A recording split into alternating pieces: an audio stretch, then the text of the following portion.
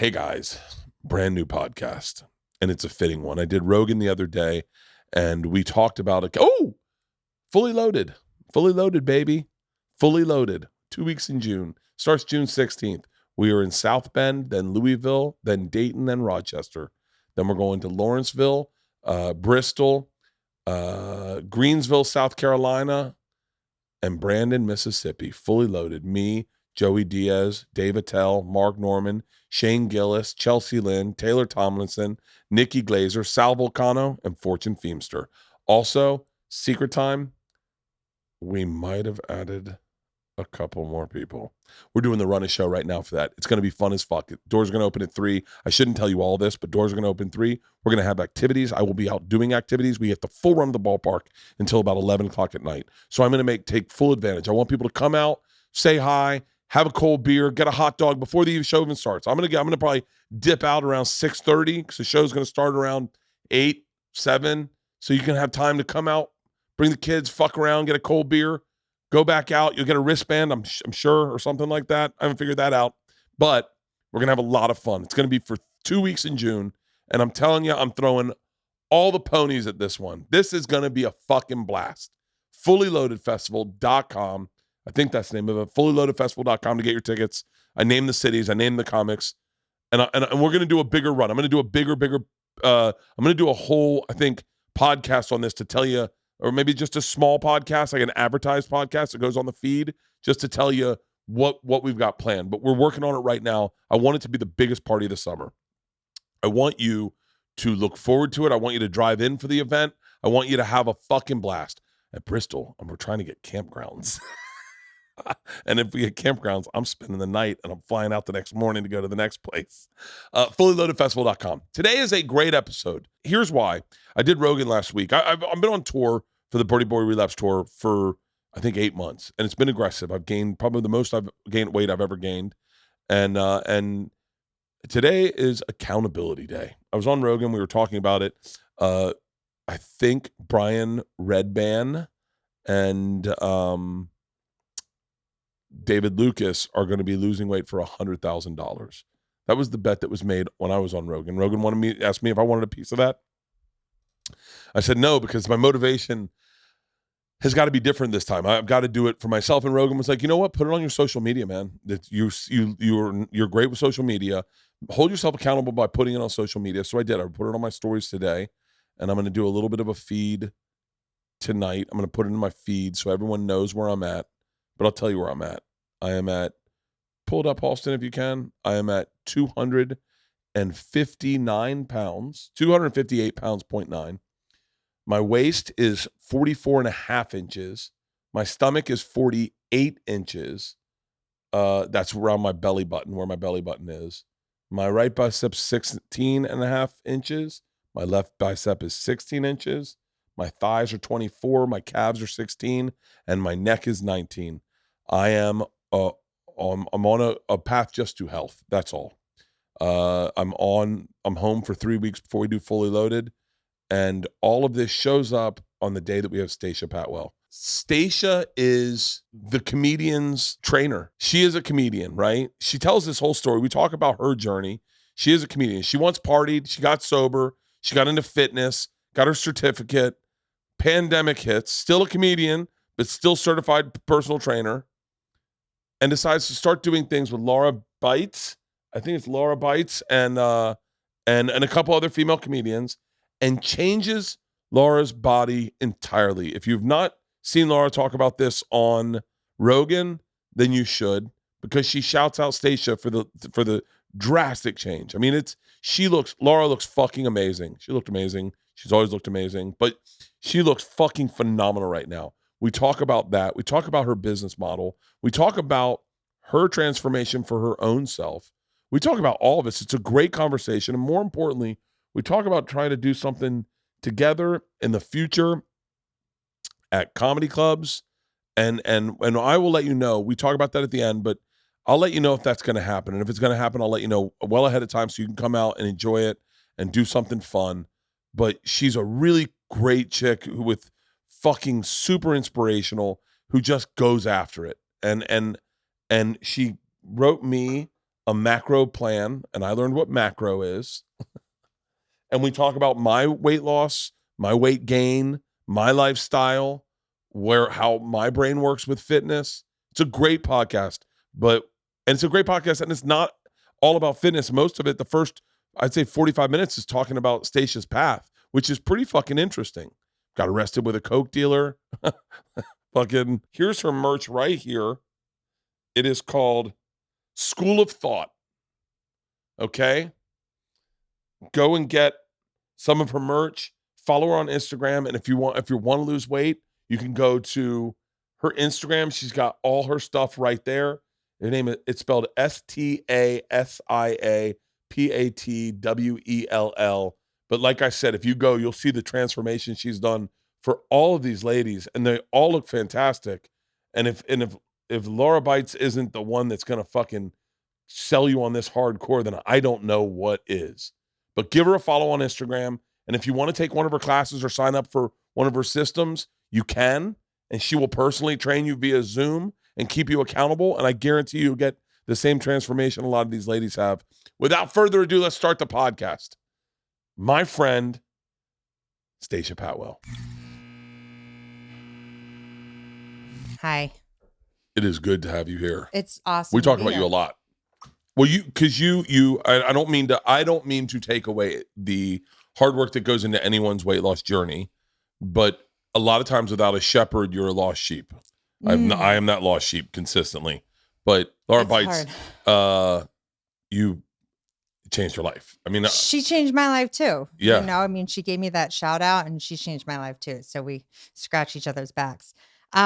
This was never my plan to be a trainer. Like, this was not, I never could have told you this is going to happen. Like, I thought I was going to be a waitress and want to be stand-up comedian forever. So this just like happened during quarantine and I just went with it. But Steve's kind of told me, I want to talk to you about all of this. I want to talk to you about the gifts you gave me.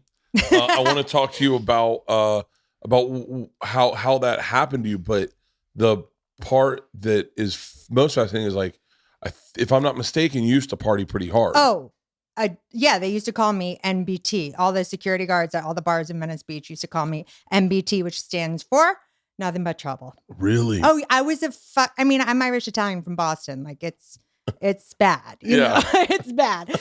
And I got sober. I mean, Wait, when did you come out to LA?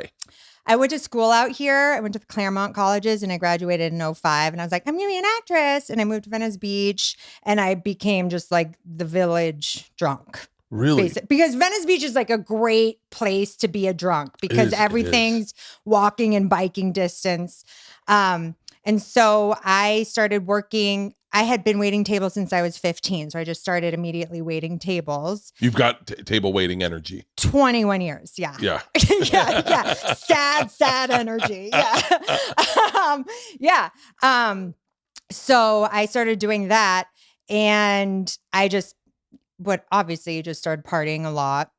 Like I didn't know that I like had a problem. I was just like, when you look back, do you think you had a problem?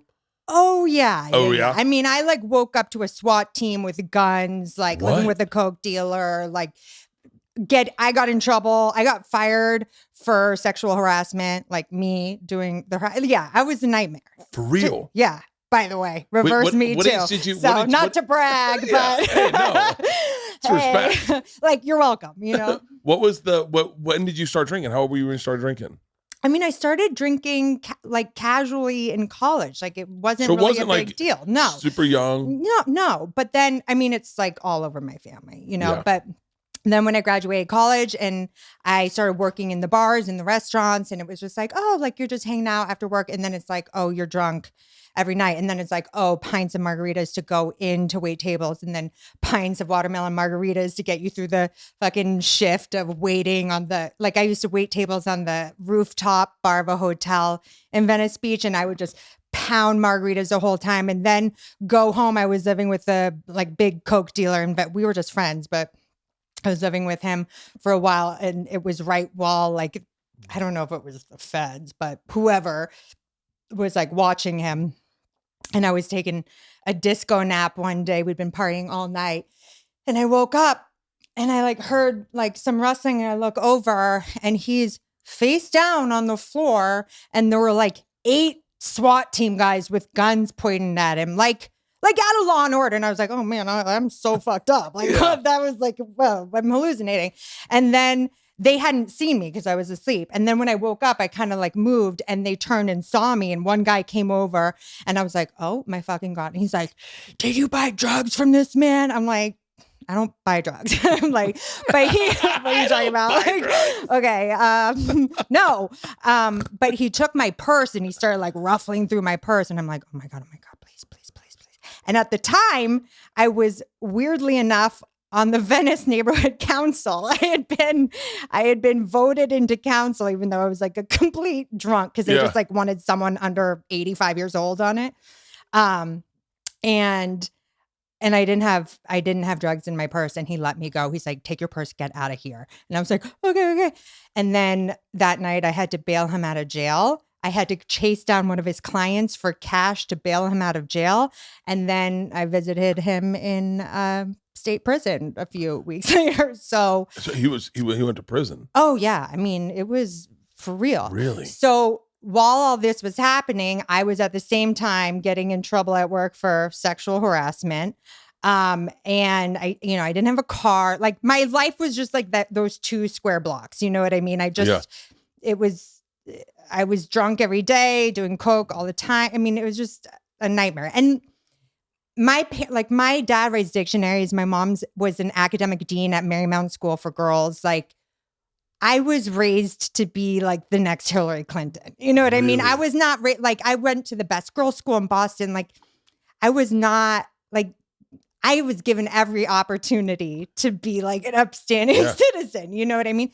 And my mom like couldn't understand what was going on because I hid it from her kind of, even though I was like bloated and overweight and like suicidal. But sweet, you didn't look like you look today then? No, I was 30 pounds heavier probably. Really? Yeah. I mean, it was like ass and tits, you know, but like, it was ass and tits. I mean, maybe it was better because honestly, that's the biggest transformation is C cup to an A cup.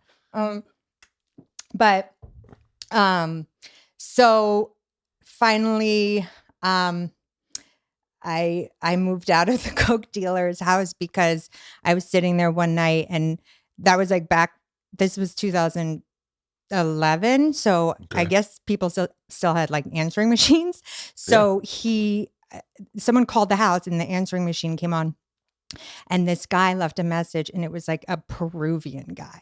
And it was like a threatening message. And I was just sitting there going like, oh God, like this is actually really fucked up that I'm in this situation. Like I need to get out. So the next day I looked for an apartment. I found an apartment like a couple blocks away. And I started seeing a therapist and he was like, have you ever thought about not drinking? And I was like, no. Why would you? That's all I have. Like, that's my entire personality. Like, I have to drink. Who would I be without alcohol? Literally, yes. Yeah. So I was like, no, like, that's not my issue. My issue is that I'm depressed. Like, my issue is not that I drink, you know? And he's like, well, why don't you just try not to drink today when you go home? And I was like, well, that's not happening. Like, my girlfriend's picking me up from here. We're going to happy hour. Like, no, you know? Yeah. And so he's like, okay, before next time I see you, I would like you to go to 2 AA meetings. And I was like, AA, like, but when he said that, I had this weird feeling of like being found out and also relief. Like, oh, finally someone sees what I secretly know. You know? So you knew. Yeah. I mean, yes. Yeah. So I went to my first AA meeting and I like, before I even sat in the chair, I was just like sobbing and they're all like, you should come back. So you're like, keep coming back. You know, I'm like, I don't know. Yeah. And so I asked my shrink, I'm like, but I can like smoke weed, like while I'm getting sober, like, cause I just bought a bag. Like that's when you like still bought bags like on the street, you know? And he's like, no. And I was like, All right. So I did 30 days sober and then I kept going. I smoke weed now, but I was like very straight edge for like 7 years. So you did 30 days sober. So I did 30 days sober and then I kept going because no slips. Have you ever slipped? Well, I relapsed like 4 years ago. Yeah. I drank for like 3 months. But I don't drink any. I got sober again, but now I've been smoking weed for like about a year. But weed is like, I don't think I can't count weed as anything really. Yeah. Only because I know so many people that do it and are sober, and the thing that made them fucked up doesn't show up with weed. Exactly. Like I turn into like I'm Irish Italian. Like I turn into like I'm like, let me tell you something about you that you don't know. You know, like. So that doesn't, it like chill, it makes me happy and present and like takes the edge. It's been working. It just makes me do this. Yeah. I mean, it could go either way. Like either, yeah. My anxiety. So when it's like what came first, the chicken or the egg? When you talk about depression and alcohol, I remember at a certain point realizing the alcohol is causing my anxiety, that's causing me to be afraid of flying, that's making me drink. So if I don't drink 4 days before the flight, then I don't have anxiety on that the day of, and I don't drink at the airport. Now listen, I have terrific anxiety in the air. That's not going anywhere. But it's more manageable. I found it's more manageable if I take a Xanax the night before I fly. That day I'm not, for whatever reason, my brain's shut down. But I know what you're saying when you talk about like I'm just having depression. Why can't you help me fix that? And then that'll make me stop drinking. Yeah, and like that's in my family too. And listen, when I got sober, like that didn't go away. If anything, it got more pronounced. Like then I was like, oh shit, I am actually mentally ill. Like it wasn't just the drinking. Like I want to kill myself sober. So that's a problem, you know? And when I got sober, I started teaching spinning. So that's how I started fitness. I would love to go to one of your spin classes. I'm insane. Do you still teach spin classes? No. I've been thinking about it, but I'm sort of like over it. Can I tell you, I've had a couple like legit obsessions, right? And spinning was one of them. So I used to go to Crunch on Sunset. Yeah. And Bob from The Biggest Loser was my spin teacher. Oh wow.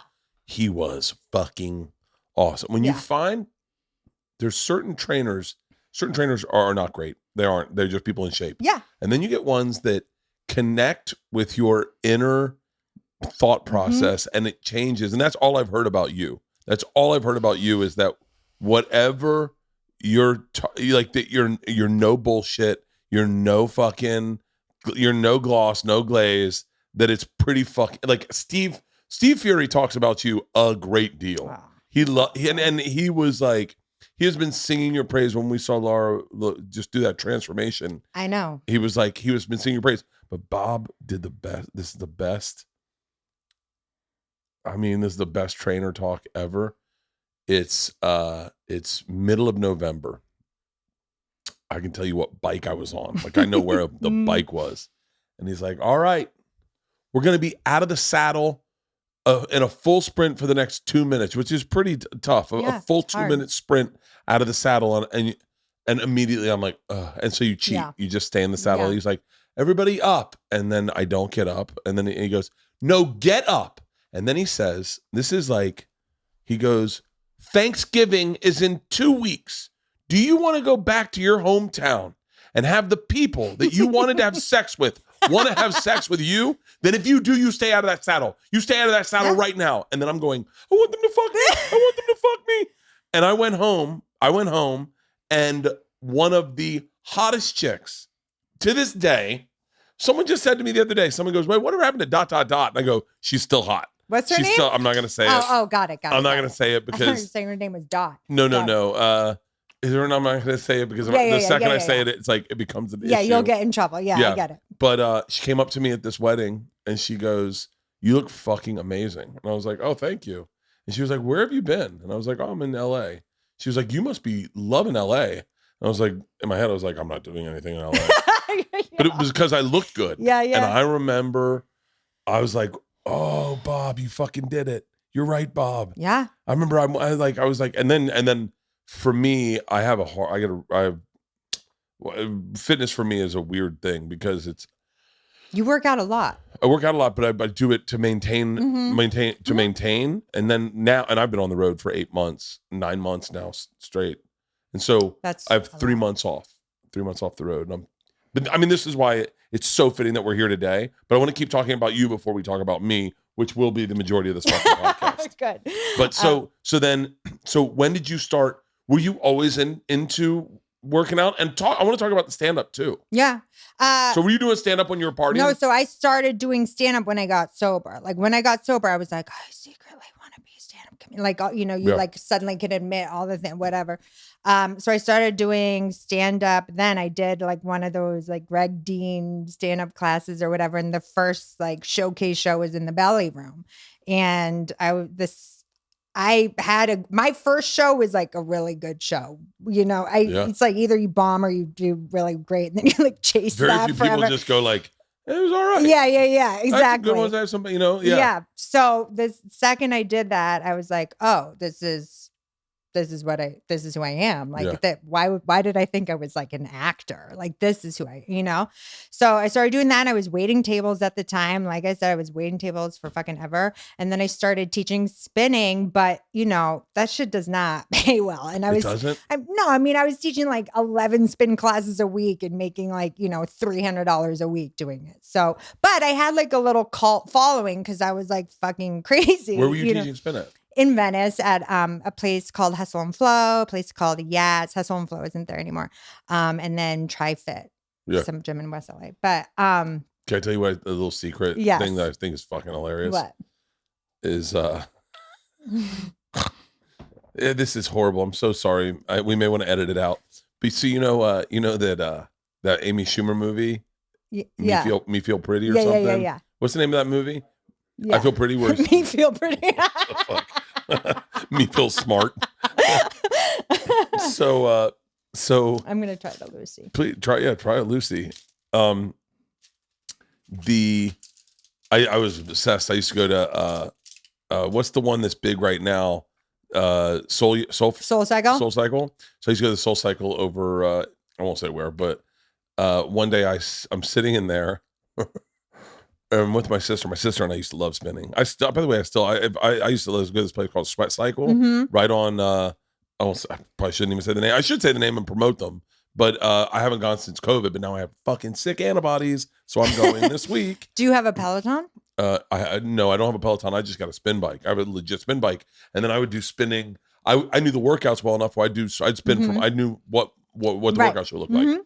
So So I'm in Soul Cycle. I'm with my sister, and someone says, "Hey, that's the guy who wrote I Feel Pretty," and I had just seen it. And I go, "Does he spin a lot?" And they're like, "Oh, he's obsessed with spinning. It's Busy Phillips, Bijou Phillips. It's her husband. I wrote it." I couldn't stop laughing because I was like, so one day that guy was sitting here. He's like, "What if one of these fat chicks fell and thought she was hot?" And then he was like, "Oh, that could be a movie." That's like where he got the idea. When you're in spin class, you think he just looks at this girl. He's like, "Look at this pig. What if she fucking hit her head and thought she was hot?" Can you imagine that? And then he was like, "Having to do a movie." I could not stop fucking laughing.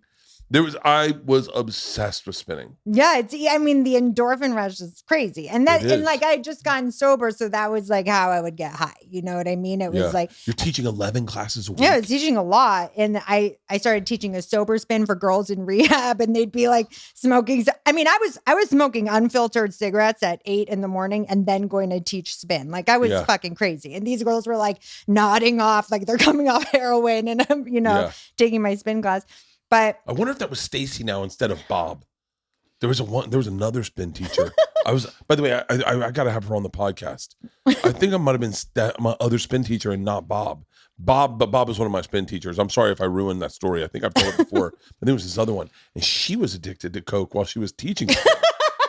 And I said to her one time, because she taught at Soul Cycle. Yeah. So I see her at Soul Cycle one day.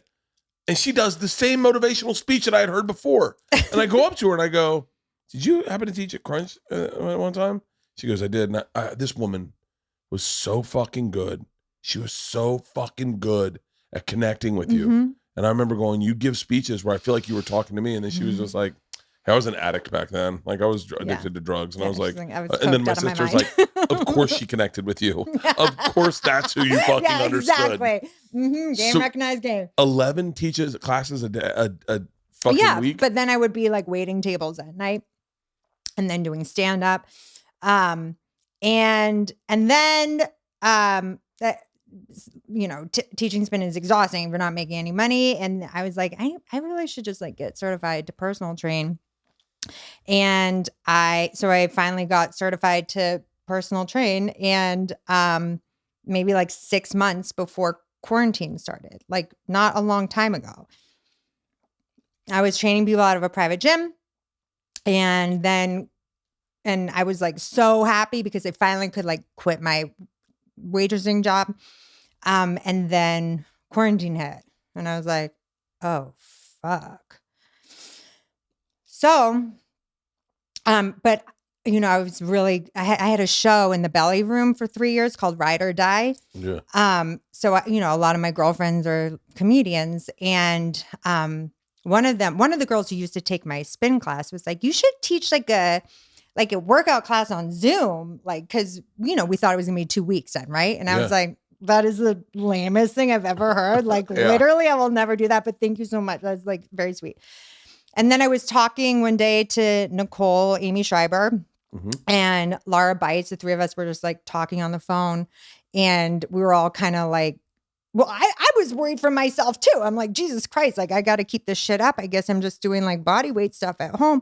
Yeah. And they were like talking about, well, Laura had never really worked out before, but Nicole was into working out. And I was like, you know what, maybe I'll just take the three of us through some like squats and lunges or something. We'll do it over Zoom tomorrow. Be like, just the three of us, be no big deal. And they're like, okay, great. And then I like opened my mouth and told a bunch of people like, just come, whatever. It's going to be stupid, but like, we'll just do a little body weight workout, whatever. Yeah. And then the next day was the first class and there was like 25 people there and it was awesome. It was like Zoom. So fun on Zoom. Yeah, it was so fun. And I was doing it out of my like teeny little studio apartment, like at the base of my bed, like not glamorous, And so I was like, all right, fuck it. I'll just do it tomorrow too. And so I started doing it every day. And I basically taught for free for like almost a year and a half, maybe a year. I mean, I would get donations. People would Venmo me like $5 or $20 here and there, but I was just doing it every day because I was like, fuck it. Like it's for my own accountability too, because I need to make sure that I don't fucking start going crazy. And then people like I had kind of like a hardcore like group of like girls and it was like all comedians. So it was fun because we'd meet before, we'd come on before and we'd all like talk and then I would do a workout. So we weirdly like felt connected, and then people started to change, like people's bodies started to change. And like when Laura's transformation like really started to happen, I was like, oh shit. Like, and she had never really worked out before, like not really, and I was like, well, maybe I'm like kind of good at this. Like maybe this is kind of my thing. And everyone's like, do you miss stand up? Do you miss stand up? I'm like, I kind of feel like I have stand up because I'm just talking shit into a computer every day and then be like, oh yeah, do some more lunges, but like talking shit. Yeah. And, except now I'm like, you hear nothing, right? You don't hear people saying anything. I'm like, I'm bomb proof now. Like put me on stage. If I hear one guy breathe, I'm going to be like, I'm killing. So and then, one day I just the name School of Thot just kind of came to me and I was like, all right, I'll just make it like a little thing. It's just classes. And then it just grew and grew. And then I came up with a group program and it's just like blown up like crazy. And then Laura mentioned me on Rogan, which was obviously that was a fucking huge, what did you pull up, Alston? That was a big deal. It was a huge deal. She is, not to talk out of school. Oh, that's my Instagram. Yeah. Wow. Some transformations and then just videos of talking shit. Yeah. Not to talk out of school, but like she did the perfect recipe for the perfect Rogan recipe. Is he found her fucking hilarious, and then she showed discipline. Mm-hmm. And for Joe Rogan, it's like catnip. If you show discipline, his dick gets hard. You can see it get hard. Yeah. You see his fanny pack lift up, and he's like, "Did you just show discipline?" He loves. He's the most disciplined human being I've ever met in my entire life, and he's obsessed. His main obsession is stand-up comedy. Yeah. And when those two mix, like I wanted to text David Lucas. You know, David Lucas and Red Band are doing first person to lose 60 pounds gets $100,000. Wow. 100,000? Joe's going to give him $100,000. Jesus Christ. I'm assuming it's Joe. I hope it wasn't me. I was pretty drunk on that podcast. But he offered me the same thing, and I just said no. He offered me $100,000 one time it might have been $200,000 to get under 200 pounds and stand under 200 pounds for a full year. I turned it down. I was like, I can't, because in order for that to happen, I got to really be at 185. What are you at now? Oh, well, let's get there in a second. Okay. You're meeting me on a great fucking day. Okay. So, but I said, I texted David Lucas. I haven't texted Red Band yet, but Red Band's known Joe forever. David Lucas is just getting to know Joe. Mm-hmm. I think, meaning Red Band's known him longer than I have. Yeah. It'll especially if David Lucas wins that, it'll change his life forever, because Joe already thinks David Lucas is fucking hilarious. Yeah. He is fucking hilarious.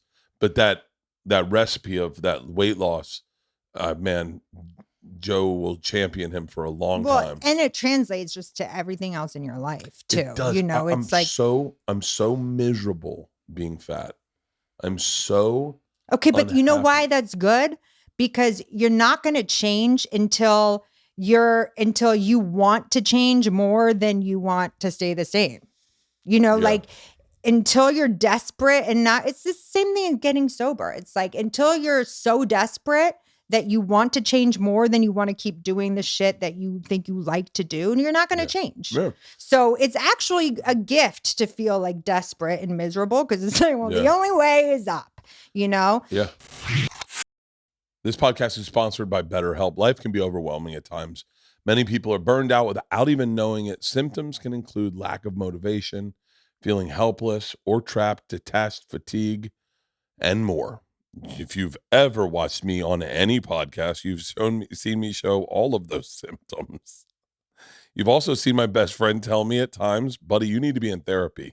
And I did get in therapy. For me, I associate burnout with work sometimes, but that's not all it's caused. Any of our roles in life can lead us to feel burned out.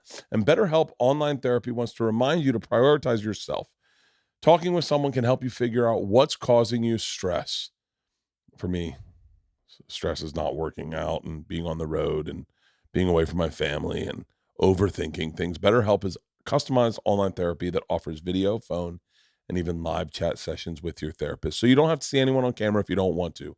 It's much more affordable than in-person therapy, and you can be matched with a therapist in under 48 hours. Bertcast listeners get 10% off their first month at betterhelp.com/Bert. That's betterhelp.com/Bert. Isn't it crazy that in 2022, we have high-speed internet, celebrities going to space, electric cars, and yet people are still cleaning their bums the way the Victorian brothers and sisters did with toilet paper? Oh, I watched Catherine the Great. Everything that she does in that show, Catherine the Great, looks like it's from 1,000 years ago. And then they're also wiping their butts with just smearing. Step into the 21st century and upgrade your bathroom routine and start washing your bum with Hello Tushy Bidet, because smearing your business around with toilet paper is so 100 years ago. Stop spreading your business around your butthole with toilet paper. Start washing with Hello Tushy Bidets. Hello Tushy Bidet attachment washes your bum with fresh water in a way that better cleans than toilet paper. Simply spray and pat dry. Attached to your existing toilet. No electrician or plumber needed. Installs in less than 8 minutes and cuts down your toilet paper use by 80%, saving money and paper waste. Make the restroom your best room with the complete Tushy system, including the Tushy Bidet attachment, ottoman, and toilet brush. Hello Tushy has cleaned over 1 million happy bums. Join them and take care of your business the cleaner way. I want all of our listeners to have clean bums. Visit hellotushy.com/Bertcast to get 10% off plus free shipping right now. Tag us and the Hello Tushy on social media when you're going to the bathroom so we can celebrate your clean butt with you. I want to be tagged in those. That's hellotushy.com/Bertcast for 10% off. So I did Rogan the other day, and Joe's he's just a great all-around dude. Yeah. And my dad says to him, long story, we went and all got stem cells. And so my dad's like, you said a bunch of complimentary things, Joe, and said, I wish you could get my son to lose some weight. And then on the podcast, Joe's like, when are you going to do this? When are you going to do this? And I was like, when I get home, I get a break from the road. The road's tough for me. And I said, and it's your brand in a way, right? Like the machine, like partying. My brand is having a good time. Yeah. And a lot of times it's not just booze, it's fucking food. Yeah. It's like, and so Joe said, you want to hold yourself accountable, put it on your Instagram. Put it on your Instagram, hold yourself accountable. He goes, that's who you are. You like that shit, that Instagram shit. Yeah. And it'll force you to be accountable. So this morning I weighed in. These are my measurements. I weighed in. Oh, I brought a tape measure too. Oh, what's your waist? 250. So my waist is 42. So okay, yeah. So if you're above 40 as a man, that's problematic. I'm at 44 inches, 44 and a half inches around my waist. What was the weight? Sorry, I didn't see that. Here, I have my measurements right here. 250. What's interesting, I did your macros for you. I came up with a whole plan for you. For real? Yeah. I mean, this is what I think for you is I don't know. I didn't realize you were going to be home for 3 months, but I'm guessing like you don't want to like cook and meal prep because oh, you do? Okay, never mind. But I thought of you going on the road and like I like MegaFit meals, like a food delivery service. So I just did a little plan in your macros for if you got that food delivery service because you could have it sent to hotels and so shit. I do Trifecta. Oh, cool. So Trifecta sends me. I brought in my thing today. I think I did. I brought in. This is my meal today. Although here's the other thing. This is the thing that is kind of weird. But I think once I start to try to lose weight, I get a little bit of an eating disorder because I start doing things like. Today, this meal is clean shrimp pasta with vegetables and sesame sauce. Mm-hmm. And I get the clean from Trifecta. Yeah. And I go, don't eat the pasta. And don't eat the pasta, just eat the veggies and the shrimp. And then I look at it and I go, leave one shrimp, then you'll lose some calories. Like, as opposed to eating what I... Yeah, because you're like an all or nothing type of guy, I'm an all or nothing guy. Yeah. So these are my measurements. 44 and a half inches on my waist. 48 around my belt from our belly button around. My right biceps and half an inch bigger than my left biceps. I had surgery on my left arm. My thighs are 24, calves 16, neck 19, and I didn't do my chest. Yeah, I mean, so here's the thing: 48 inches. Like, if you're a man and your waist is over 40 inches, you're in like serious. Honestly, it's that's visceral fat building up around your organs, which makes the way your body work like horrible. You're at risk for heart disease and hypertension and diabetes. I have high blood pressure. Yeah, but you can fix it. I can fix it. You can totally fix it. I think the all or nothing thing. This is what I say all the. One of my slogans is you don't have to like it. Like, I think a lot of people feel like, well, I don't like working out or I don't like eating healthy. So like, I'll never be able to. It's like, you don't have to fucking like it. Yeah. You just do it. You don't have to like it. You can kick and scream the whole time, And the other thing I think people get into like a thing about is that all like either I'm like a fitness professional or I'm an overweight sloth. And like, that's my two options. It's like, those are not your two options. Like, in the middle, like the pretty good most of the time, like that's where change happens because it's sustainable. Like nobody can sustain being like fucking perfect, following your macros perfect. Nobody can sustain that. Yeah. Nobody can, So then when you like fall off or whatever, it like sends people spiraling like, well, what's the fucking point? And then you don't work out again for 6 months. Yeah. So like my group program, the reason... And this is what I say all the time. It's like any food, diet, fitness program will work if you do it. Yeah. The problem is doing it, right? So the thing that I did with my clients and my group program is accountability, and it's like a pain in the ass in terms of like running a business, but it's why it's working, because I put all the girls in a text group with 5 other girls, and every night they have to send their food diaries, and they all have to do 10,000 steps, and they take screenshots and they send it in, and every single night you have to do it, even if it's not perfect. And that little like sprinkling of public shame works. Like that little people pleaser energy works, because it's like you don't want to do bad for teach, you know? Yeah. And so I think for you, yes, accountability, if you want to do it on Instagram, or like text me your macros and you're set, like you should be walking 10,000 steps. You. I don't know what a macro is. Okay, so it's this might be why I'm fat. So it's okay, fair. Carbs, fats, proteins, calories. That's what they call like macronutrients, right? Okay. So it's at the end of the day, it's calories in, calories out. But you want to measure how much protein you're having, how many carbs you're having, how much fat you're having. Right? Because if you're just like counting calories, yeah, you can lose a lot of weight. So but I've if you're had not 32 ounces of protein, 30. No, let me show you. Here. It's all in the front. Yeah. So you've got 32 grams of protein, 37 grams of carbs, 16 grams of fat. Yeah. So like I'll show you. So I did you a little plan here for you, right? Oh yeah. So I would put you on 2,200 calories. I did your macros as if you weighed 265 pounds, which real close. So by the way, hold on 1 second. You can look at me and guess that? No, you should work at a fair. I asked Steve. Oh, you Steve? I was like, how much is per weight? So I would have you have 220 grams of protein a day, 220 grams of carbs, and 49 grams of fat. Obviously, there's different schools of thought. Like this is what I would do if you were my client, right? I can do that. So the reason why you don't want to just count calories is that, okay, yeah, if you just like starve yourself, yeah, you might lose weight faster, but you're also going to lose muscle. And then it's like that skinny fat look, which is like, is not cute. Yeah. So you want to make sure you're getting enough protein so you can build and maintain muscle, right? Mm-hmm. So anyway, so this is the one I gave you, but this is for MegaFit, but I can do it again for trifecta. No. Because I like this a lot.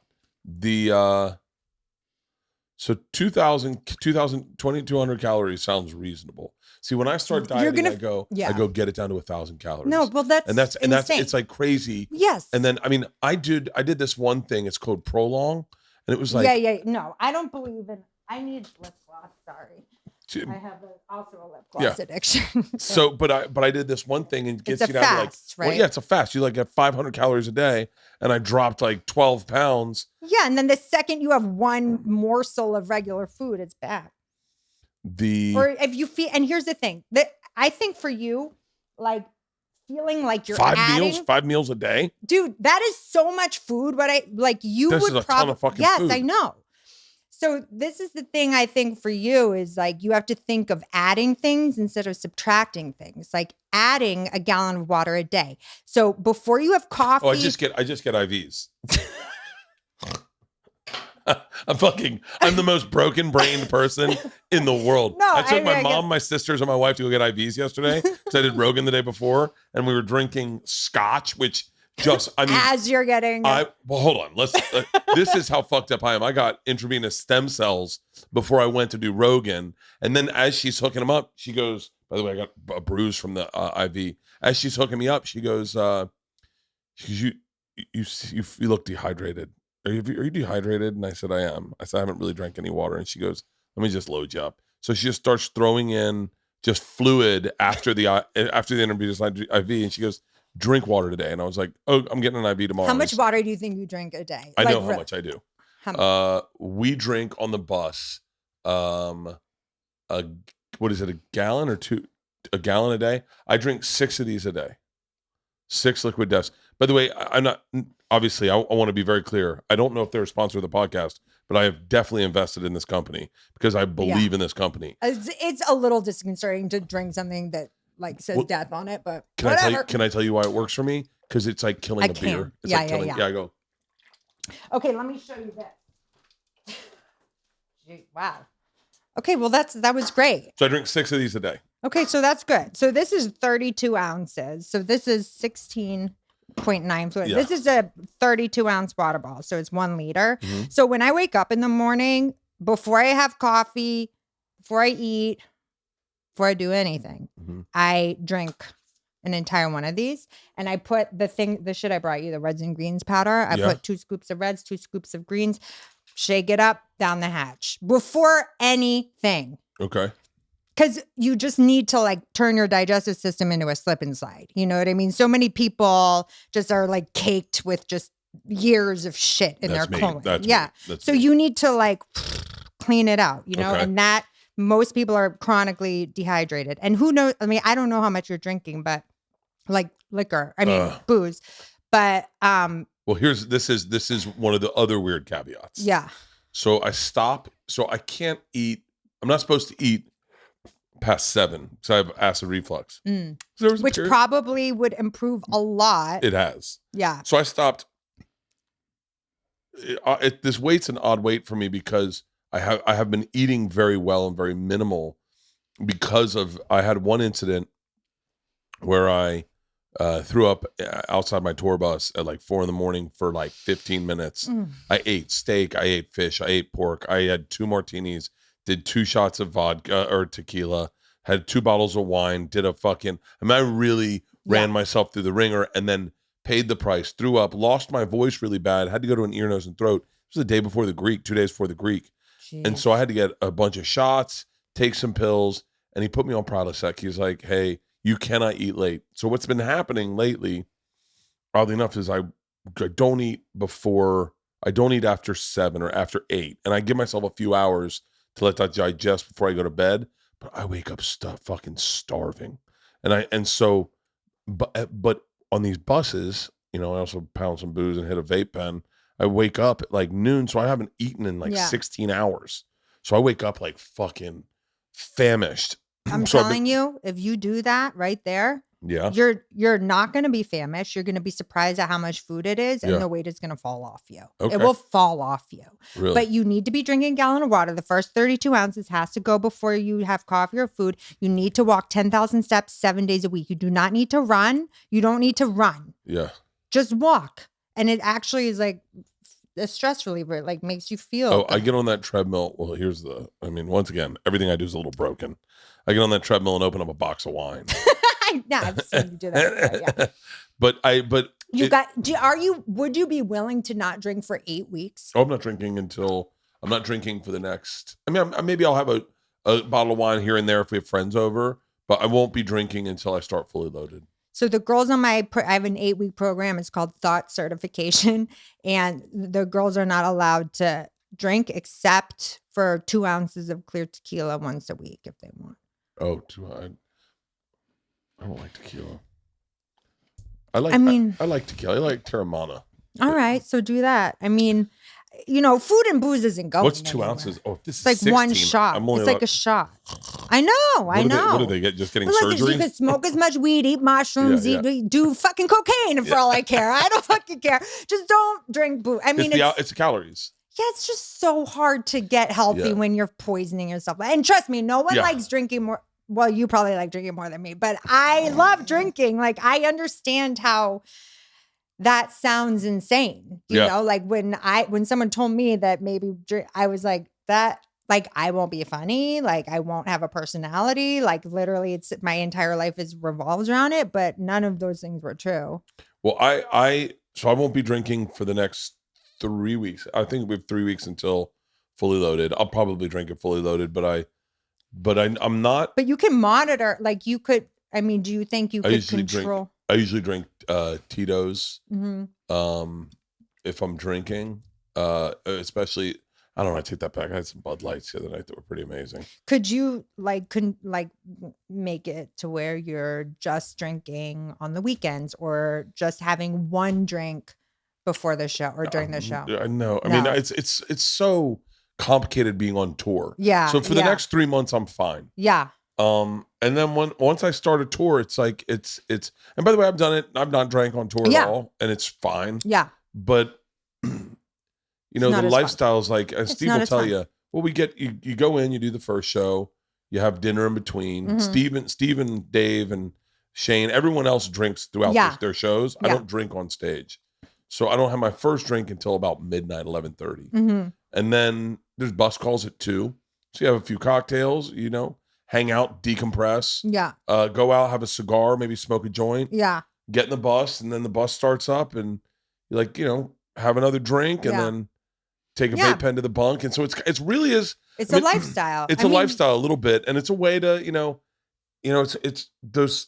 It's funny. I didn't never realize how hard it was to sleep in a bus until we did it sober, and you're like, oh, this is I'm being woken up. Yeah. I need to put myself to sleep sometimes. How long are you on the bus for? 3 weeks at a time. Off for a week, 3 weeks at a time. Do you have like refrigerator and microwave and all that shit? Yeah. I mean, so even if okay, we didn't cut out the drinking, even though obviously that'd be ideal, but even if you didn't do that and you like followed a food plan at least and added the water and added steps every day, that would make such a huge difference that, okay, so you're drinking. All right, you're not going to be fucking in a bodybuilding competition, but who fucking cares? Well, if I can get down to a manageable weight, I don't gain, like, I can tell when I'm gaining weight on the road. Yeah. Like I can feel it. I know my behavior, I get out of control. Yeah. Like lately, I've been maintaining weight on the road, which is at least below 260, which is all the weight I lost was I got to 253, and but you were like 240 when you did sober October, right? I'll tell you exactly where I was. I read somewhere that you got down to 240. Crazy. But you know you got competitive with that, right? And that worked because it's accountability. You know, I just think. Oh yeah. So you ready for this? Yeah. So let's see if I can find the earliest ones. 2020? No. Let me see if I can find sober. Okay. Do you do any working out on the road? Like body weight stuff? Well, mostly we do. I have weights. I have a lot of stuff I have more stuff on the bus than you'd ever believe. I just need, I honestly need, I can't believe how fucking blind I'm going. What the fuck? When did this happen? I wonder if it's under sober October.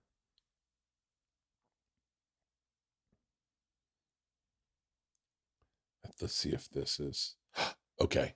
So the very first sober October we did was 2017. Mm-hmm. Okay, Halston, can I just send this to you and you'll pull it up so we can both look at it? Send a copy to. Who lost the most amount of weight during that?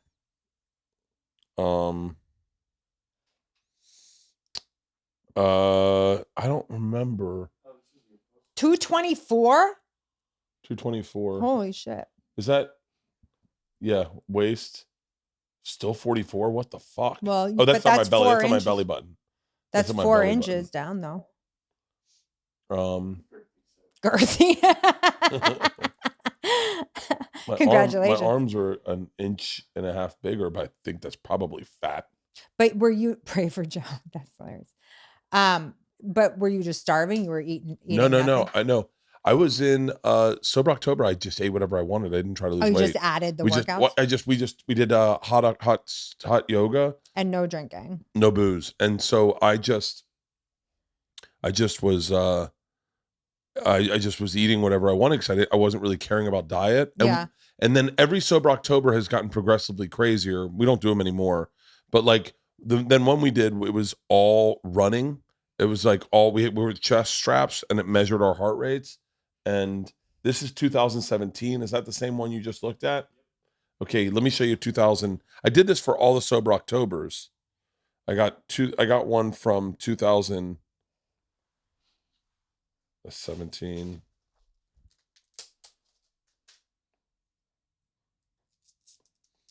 And then we did one where it was I've always been around this fucking 47, 44, 17 arm. It's the same weight as 251, but your waist needs to get under 40 inches. Yeah, well, I don't wear a size 40, oddly enough, pant, but the actual tape measure says 44 inches. But we did one where we kept our heart rates up and we just worked out like crazy, and that was the one where I think I came out looking fucking insane. Do you have pictures? Yeah, I do. Do you have see if you can find. It's on my Instagram. Just pull up Skinny Bert. I'm sure they come up on. Yeah, so you should just go hard while you're not on yeah, tour. yeah. So that's the one we did. Oh, wow. I know I look like a different person. Wait, when was that? I actually don't look what I look like.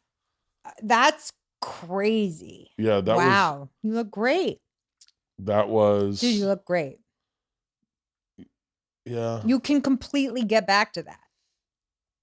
Those were. I don't know if I want to be there. That was like so fucking skinny. My face looks hollow. Where do you feel good at? Where do you feel like sexy? Like you want to take your clothes off and 220, like fuck? 220 would be 220 is like, I think right there I'm like below 220. I'm probably, but like 220 would be fun. 230 I'm fine with. So like 40 pounds. Like yeah, God, is that 40 fucking pounds? Mm-hmm. Like when I do my specials, I've been in like 230s for my specials, which I feel like is a fine weight. I don't know. I don't want to look like what's sad is I kind of like my face a little bit at this weight. Well, yeah, because it makes you look younger. Yeah. I mean, like, yeah, like that weight, I just look like I'm old. I look like, you don't look old, but I see what you're saying. I mean, listen, I honestly, I don't like, I work out with like all these bodybuilders at Golds and shit. Like, I don't want to fuck that like at all. Like, I like an athlete who has fun. You know what I mean? Yeah. Like, I like a guy who clearly works out, but like has dessert. Like, I don't want a guy who's looking in the mirror while he's fucking me. You know what I mean? Like at himself, like it's not hot to me. So I don't think there's like anything wrong with having like a little bit of a stomach, but you do look skinny there for sure. But I think that was the very last Sober October we did, because I remember posting a picture of myself on. I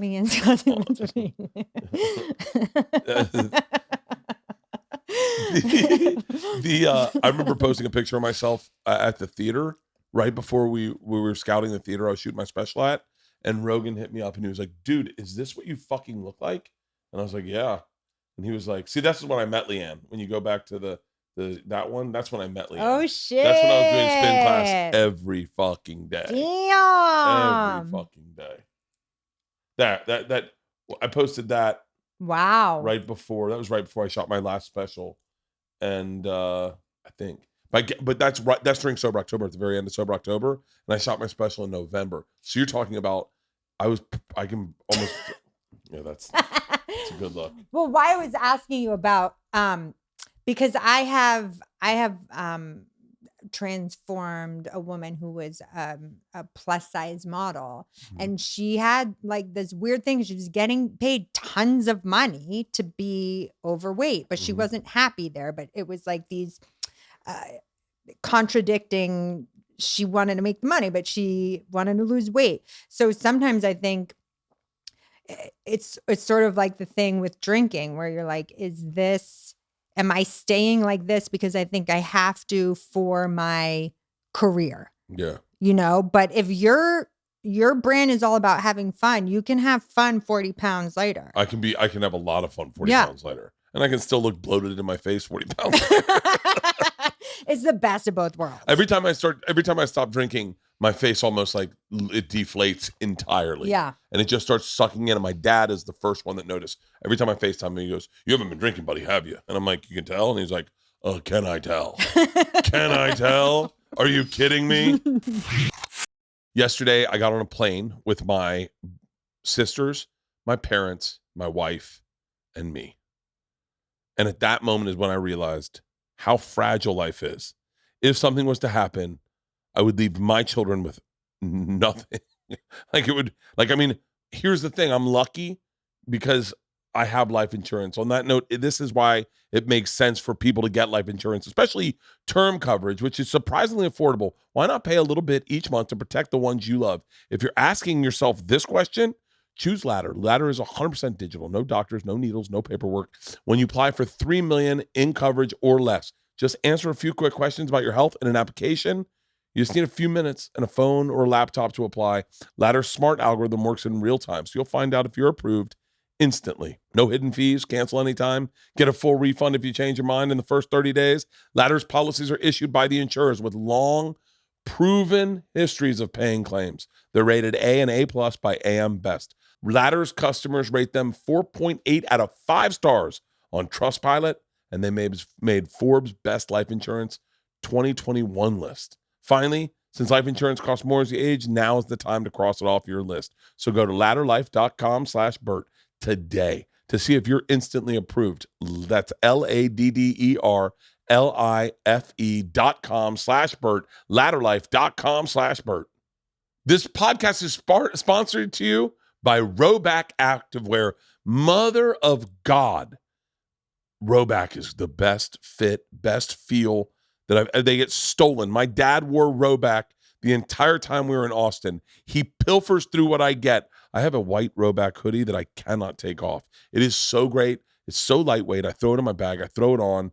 First, Rhoback's, I think it's their performance hoodie. It's a game changer. Maybe the softest, stretchiest hoodie in the game. From college athletes to professionals to content creators to social media to comedians. People can't take them off. I fucking love this performance hoodie.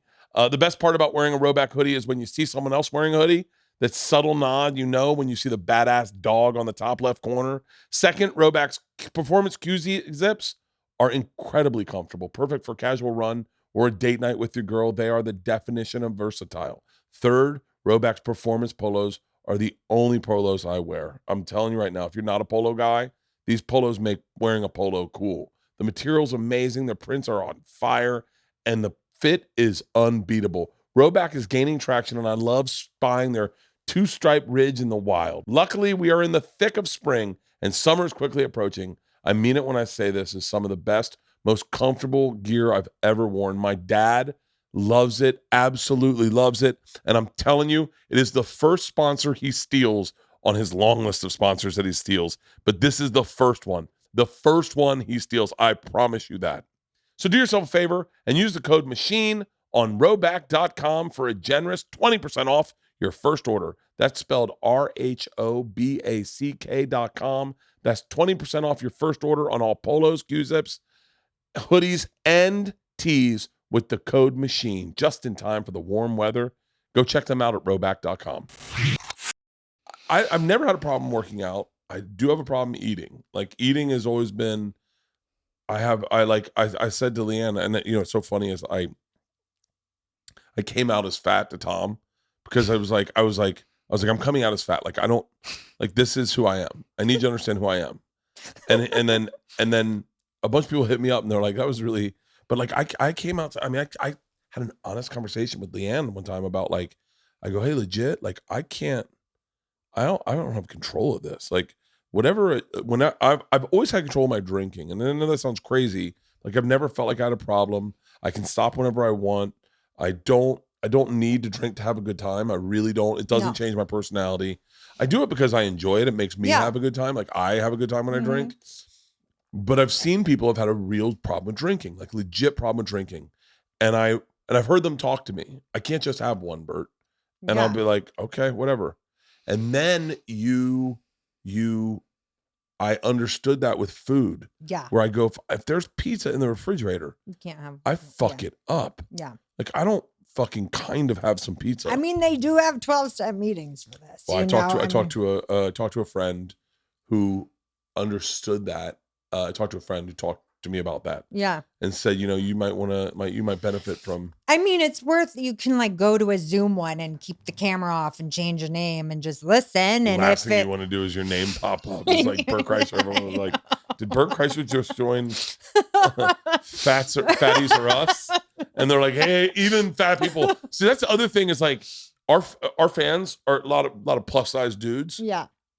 Our fans fat shame me more than anything in the world, and they're also fat. Well, it's better than the body positivity shit, quite frankly. Honestly, I can't stand that shit. So I'd rather be. Wait, did you see little fat shaming is fucking good for you. I was called chubby, and guess what? Now I'm not, because that hurt my feelings. Yeah. So it's like all this body positivity drives me crazy. Like, I had one client who lost like 30 pounds in 8 weeks. Like, she looked fucking amazing.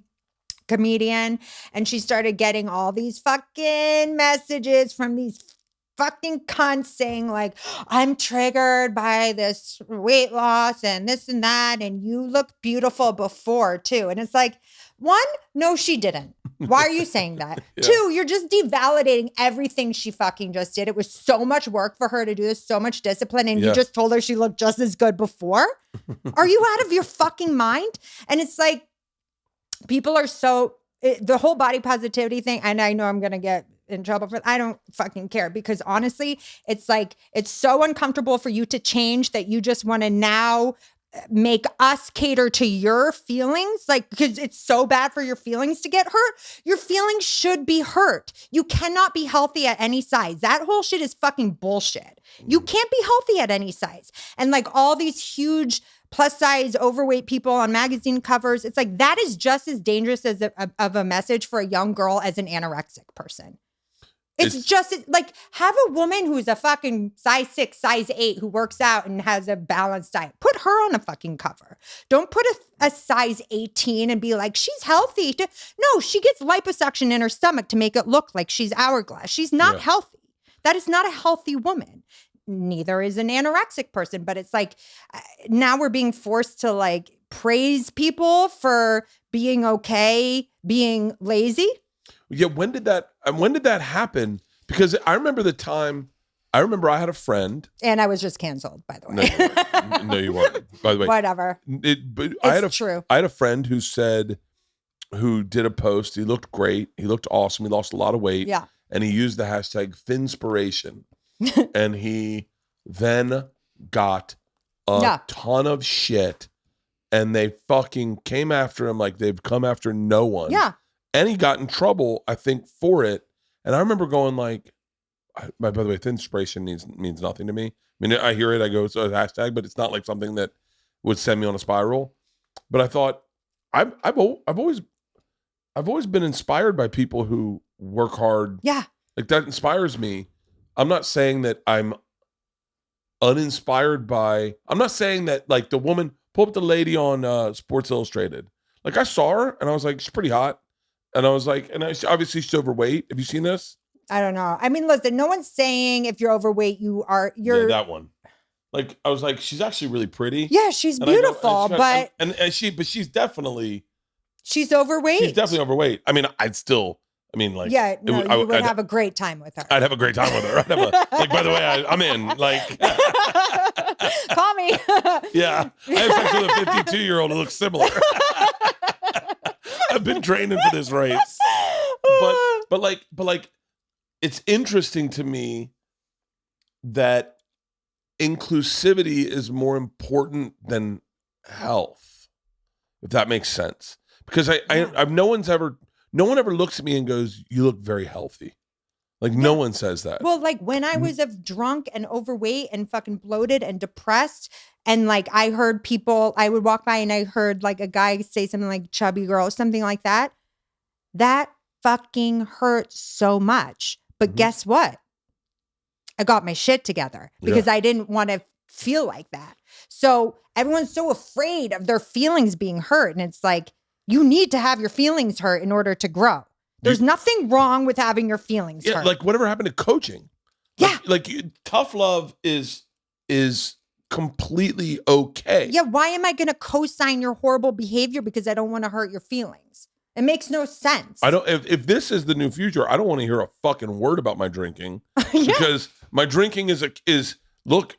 Well, that's the thing. It's like people have no problem like talking shit on addicts or alcoholics, you know. But then when it comes to food, it's like, oh, you can't say anything, and it's like, well, addiction is addiction, and I understand that people have, health issues. I understand there's a lot of complexities to it. Yes. But what we really are broad stroking. I remember seeing like someone who's like really, really plus, or I don't know. I don't even know how to say it. I'm trying to say it the right way, but like, and they were arguing and they're like, I'm healthy. And I remember thinking like, one of my best friends was Ralphie May, and Ralphie would tell you, I'm healthy, player. Like, trust me, player. I am healthy. I go to the doctor. My blood pressure's great. My sugars are great. My this is great. And then he died. And you're like, so I guess he wasn't 100% honest with us. And like, or with himself. Yeah. And I look, I'll show you my blood results. Like I just went to the cardiologist last week, but I work really hard to maintain that I can party. So I do run, I do work out, I do lift weights. And even still, I look like this. So, but like this concept of like lying to yourself is kind of insane. And by the way, I'm doing it also. So I'm the fattest I've ever been. Well, I don't think you're lying to yourself. I lie to myself. I lie to myself. I'm pretty honest. I don't fucking hate what I the other day I was in the shower and I was washing my belly and I just thought that I was literally like rubbing a Buddha. And I thought, I'm rubbing a Buddha. I'm rubbing a fucking Buddha. Yeah. And that didn't feel good. And I was like, that's stupid, man. This shouldn't be what this feels like. Yeah. I remember when I lost weight. The first time, I could see it in my wrist and my forearm. And I went, my forearm looks smaller. And I was like, oh, I think I'm losing weight right now. And that was when I met Leanne, when I was at like my skinniest. So I was like 186. Just fucking. Yeah. I mean, all the times that I have had my feelings hurt have sparked like enormous change and growth for me. Like, like feeling bad. Can you imagine if that same positivity was translated over to comedy clubs and they're like, oh, no, we'll laugh at everything you say. Yeah. We want you to make sure you feel good about yourself. And you're like, But I don't think anyone really like enjoys that. I mean, I don't know. I mean, I would like to. The thing is, these people who talk shit don't even like come out and show you who they are, like I would like to meet this person and like, or it's like a person who's never had a problem with weight in their life, like a thin person saying this, or it's a person who just doesn't want to do what they know they need to do because it's fucking hard. It's not easy to do it. Otherwise everyone would be walking around like shredded. Yeah. So I'm not saying it's the hardest. I will tell you this. I remember my manager a long time ago said, Papa, by the way, if anyone doesn't know who this is, you're crazy. Papa, there's two types of people who say they're going to lose weight and people that lose weight. And this is when I lost a bunch of weight. And he goes, you're that person that lost weight. And he goes, you'll always know you're that second type of person. And I can lose the weight. And my problem is just fucking keeping it off. Fucking Tom Segura his photographer is also his personal trainer. So the guy trains Tom on the road and they train every fucking day. Oh, that's dope. Yeah. I'd love if you didn't have all this going on, just come on the road with us. Yeah. But you'd fucking hate it. You would fucking hate it. I'd be like, come on, show me your dick. I'd be mad if I didn't see a dick. I'd be like, I thought I was going to get me too out here. Sorry. There's lots of dicks floating around. I wish I could say that everyone's seen me naked way too much, including my female tour manager who's walked in on me like every fucking time that there's no one in the bus. I drop my pants on the way back and the door will open and I'm like, motherfucker. Does she go on the bus with you? She lives on the bus with us, yeah. Wow. Yeah, and her. She's the only woman? Only woman, yeah. And so me and her the other day said we've seen each other naked more than we've seen our spouses naked this month. Wow. I walked in on her, same scenario, but it's it's close quarters, so we've all seen each other. So why do you take a bus instead of flying? Just because it's fun, or it's easier? It's easier. So I do have a fear of flying, and I drink on planes. Oh, yeah. And so when to do a theater jet tour or plane tour, I'd be drinking every single day, every afternoon. So you think you drink less on the bus? I drink way less on the bus. And then you guys don't ever stay in hotels? You just sleep on the bus always? We get an Airbnb, so we'll have like 3 days off, and we'll get an Airbnb in like Breckenridge. We'll go snowboarding and go. We did a big mountain climb for a video, and we'll do that. Went to Pigeon Forge. We've been to Sedona. Like we'll do for the 3 days off, we go to somewhere. Yeah. And we have just a fucking blast. We get groceries and we grill out and hang out. But even those, I start drinking way too early. When I'm on the bus on tour, I don't drink until like midnight. Right when I start the Machine Story for the second show. But it's like so much easier when I do European tours. Those take it out of me, like because you're in Stockholm one day, fucking Different Helsinki time zones, the next day, Ireland the next day, London the next day, and you're literally doing the show, getting up, getting on a plane, flying, getting to the hotel just in time to get over to the venue to do the show, and then you're going out and partying at night. I took Mark Norman with me, and he thought I was going to kill him.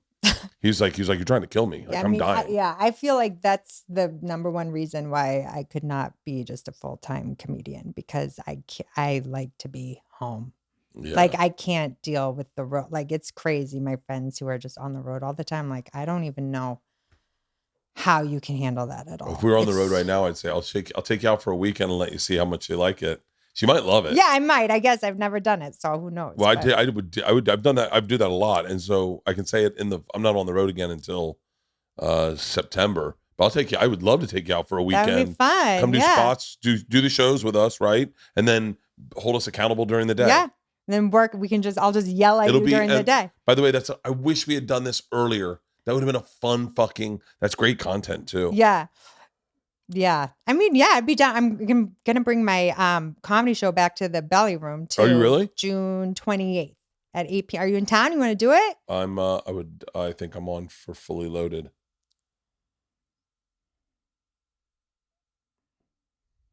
I'm back. I'm back in LA from Fully Loaded. Well, come do the Belly Room if you want. I'd love that. Be so fun. Yeah, I'd love that. So wait, how is your comedy? How is your comedy like fared up against the career of training people? I mean, it hasn't. I really didn't do stand up for like a year and a half, and I don't know. I had this weird block around it. Like I felt. I don't have it. Sometimes I think I don't have a thick enough skin to do it, because I'll like do a bunch of new material. If it doesn't hit, then I like beat myself up over it. Really? Yeah. But I spent so much time and energy building up this business, and I did feel like I had an outlet for talking shit. Like I didn't feel like I had lost anything. Yeah. If anything, I felt like I was sort of like on stage every day, like obviously it's completely different, but like, no, because during that time, we all felt lost. And the only thing that was keeping me sane was podcasting. Yeah. And it makes total sense that the one thing keeping you sane would be going up and in front of. Yeah. And like, I would be teaching the class, and then afterwards people would be like, oh my God, you were so funny. And I'm like, why? Oh, I didn't know, because I can't fucking hear anything, you know? But it did like itch that scratch that itch or whatever, because I was just talking shit the whole time. So, and I did get some bits out of it, for sure. But I miss stand up, and I always am thinking about it, and all my friends are comedians, and there's nowhere I want to be more than in a club. So it's like, shut the fuck up. It's like, now I just have to take my own advice for, getting people in shape. Things are so drastically different with stand up these days. I mean, when you think of the places to do it, I can't imagine why you couldn't do something. It would be a fun show to see, like people show up in workout clothes and do a whole workout, like do a theater, do a rock venue where you sell 400 tickets in a venue, do it on a Sunday morning, right? When you can get a much more of the door, because you're not competing against anybody. They have no business at that hour. Yeah. Go in on a Sunday. By the way, this is what's wrong with my fucking brain. Why? Is all I can try to do is see business. Well, that's not a problem. I know, but it makes me unbearable. I don't think so. This is like, if you go into a fucking rock venue, right, and set up like little spaces, and then go up and do a show, but do a workout class that's, like you said, entertaining as fuck. You're getting bits out of it. Yeah. It's filling your need. And then, I mean, the only thing you're gonna miss out on is drink sales. But we could have like energy drinks and shit like that. You could get so many fucking people. That's a good idea. I mean, if you get just On It, Rogan's company, to fucking sponsor, do one at fucking On It, do one in Austin. And they've got the space, because especially if you get it there, I mean, there's so many extracurricular things to buy it on it. Like their peanut butter cup shake is fucking through the roof. So, I mean, I just go there for the fucking shake. I go in, I say hi to John, and then I go have the shake, and then I go to Kuya next door and get an IV, do a polar plunge, do a sauna, and go back to my room, go to sleep. But there's so much. So like I'm obsessed with the wellness brand category. Yeah. Because my real brand is recovery. Meaning, the one thing I'm known for is going out and partying, but showing up to work, being responsible, getting my shit done, working out, busting. Like we flew in last night from Austin. Our flight got pushed until like 9:00. I was with my sisters, my parents, my wife, and we flew out of Austin after doing Rogan. Or no, we just went shopping yesterday. Flew out late, didn't land in Van Nuys until 11. Came back to my house, opened a bottle of wine. I took a hit of my vape pen, went to bed. I woke up at 7, made my daughter's breakfast, did radio for 2 hours, came out, worked out, ran 4 miles, did a Zoom meeting, saunaed, polar plunged, and then I'm doing 2-a-days this week. So tonight I'll go out and lift weights. Wow. And then probably get on the treadmill and watch TV and just walk. Yeah. But that's if I could find my place to make money, it wouldn't be selling booze. It would be selling something to get people out of bed to charge it after they've partied all night. Because that's the thing that fucks people up. You know, is once you're a professional at that. I'm a professional. You know exactly what to do to rehab somebody. But I think a lot of it's also monitoring yourself. And then, like last night, I wish maybe I'll take it inside the house, see if it's still there. I doubt it is. There's an actual full glass of wine that I just went like this and moved to the center. I was like, I'm going to bed. Good night, everybody. You're definitely not an alcoholic because I've never left a full glass of wine anywhere. I left it. We opened a bottle of wine. My parents and my sisters came out. We had a really great weekend. Austin was fucking awesome. Are you going to move there? No. Why not? I'm going to buy a house there, but I'm not moving there. I'm going to buy a house out on the lake, but I'm going to buy property, and then I'm going to move my bus out there. And then I'll keep my bus will stay there, and then I can go stay at my bus. Oh, that's cool. Yeah. I've only been there a couple times, but during the pandemic. Oh, I'm sorry. Would you move to Austin? No. You're LA. Yeah. Do you still live in Venice? Mm-hmm. Do you really? Yeah. I live right off the boardwalk. Yeah. Venice is the fucking shit. It's the shit. And in August, I lived in the same studio apartment for like 10 years.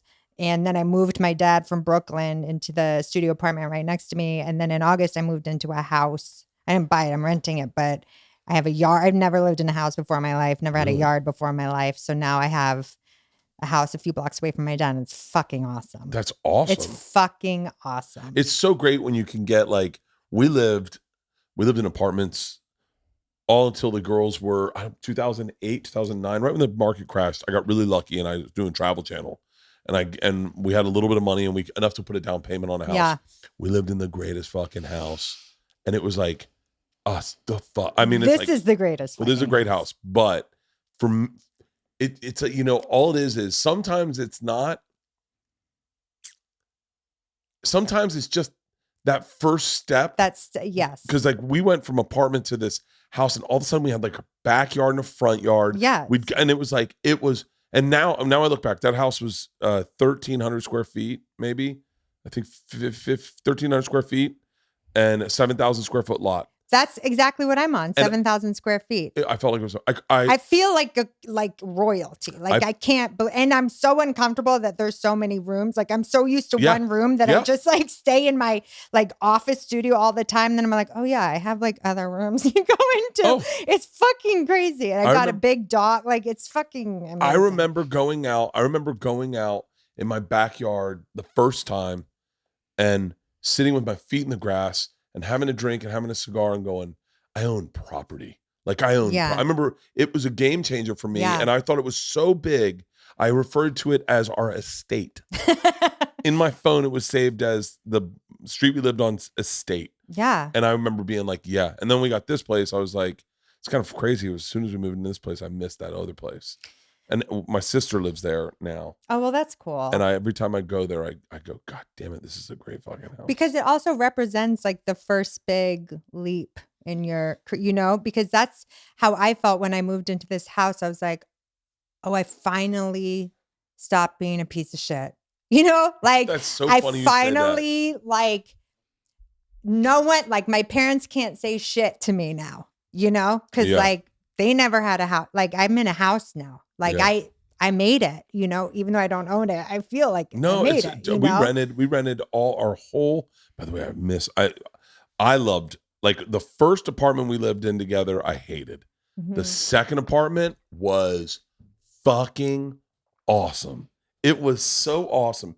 See if you can pull up 435 South Detroit Street. See if you can pull up this apartment. Because that time in your life, or because the actual apartment? For me, it reminds me of, by the way, I still think she's hot. She is. This was, we lived in, see if you can, no, that's not it. But you're getting close, Alston. 435 South Detroit Street. What room is that? That's dope. Is that it? Wait, I like the window. That's not the one we lived in. We lived in the loft in the upstairs. Type in, wow, those look great. How long have you guys been together? We've been together, George is 17. So 17 years. No. Longer than that. We were together longer than that. That makes it sound like we had a one night stand. No, but we've been together probably 19 years. That's amazing. I guess. I don't know. But so Leanne managed this apartment. It was the upstairs. It was the 4th floor, I think. Leanna managed this apartment, and when we moved in together, we moved into one of these apartments because she ran the building, so she got free rent. And the first one sucked, and then the second one was see if you can type in loft. It was fucking insane. It was, we had a deck, we had a full, like, open air, like 30-foot ceilings, and it was just the coolest apartment you've ever been in. It was my favorite, and I had a hard time leaving there to move to the Valley. I did not want to move to the Valley. And then when we got that's in West Hollywood, right? Detroit. This is not West Hollywood really. It was like on La Brea and like 3rd Street, right around there. But man, that was the fucking funnest place. And then when we got the house, I remember it was a game changer. And then when we redid the house and made it like 2,000 square feet. I remember the first day waking up going like, whew. I think it's easier to feel rich when you're poor. Interesting. Yeah. I mean, literally 2.5 years ago, I would be negative $600 in my bank account. I mean, I was in a money crisis my whole fucking life. Always. So it's like not even just like a transformation of body and sobriety. It's like now I can take care of myself. I can take care of my family. Like it's a totally, So what's the, this is going to sound like a weird question, but like, what's your business model now? Do you still do the Zoom classes? Yeah. So I do Zoom classes 4 times a week. And I have it like people can join the Patreon. They get all like the workout videos that have been like recorded. Oh my God. I just realized the business model. This is fucking brilliant. What? So this is, it's just the way comics are doing everything else. Podcast. Yeah. Mm-hmm. Oh, this is fucking genius. And then I have the Thot certification. This is so fucking genius. God damn it. This is fucking genius. And to think that you kind of stumbled into this by going, I'm just going to hold myself accountable. Yeah. And now all of a sudden it's the thing it's the thing. I know. Oh my God. So keep telling me what you got. So then I have like some one-on-one clients who I will train virtually. Mm-hmm. And they send me their food diaries and steps every night. And then I train them virtually. And those are just kind of like the women who like, like they're like friends now, and that's expensive. And then I have a group program where the Thot certification, where they have access to the live classes on Zoom, all the videos, and then they're in text groups with each other and they get their personal macros and they have to send in their steps and their food diaries every night to their group. And then I hold office hours on Zoom and they can come in and ask me questions. And it's an 8-week program. And that's my bread and butter now. So like I have like 45 girls right now. And actually, no, I have like 60. And then, and that's for 8 weeks. And then if they want to keep going, they can do PhD, which is like a monthly program after, just to stay in a text group and take the classes. So do you do any like personal face-to-face, like in-person training? I mean, for you, I would.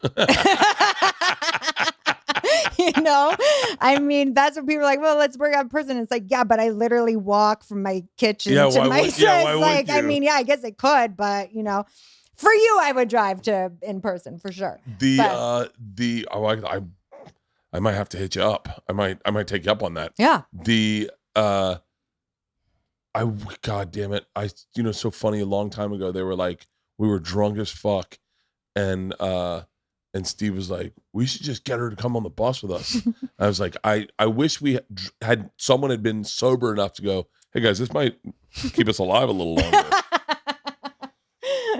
So do you do a podcast too? Well, I had a podcast for a minute with an ex, who cares? And then I was going to start my own and I just got so busy I haven't started it yet, but I want to start a podcast. You need to start it immediately. I know.